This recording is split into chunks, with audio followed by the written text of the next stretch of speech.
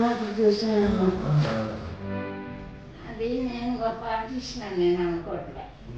నాన్నగారు గొప్ప రైటర్ కనుక ఆయన రచన సజీవంగా నిలిచింది అని నేను అనుకుంటాను. అంత గొప్ప డైలాగ్ రాశారు, ఆ మాట చెప్పండి. ఇప్పుడే అండర్స్టాండ్లో అంటే డైలాగ్ గోళీ మాట. నాన్నగారు అంత పేరు పెట్టుకోవాలి, బాగుండాలి కానీ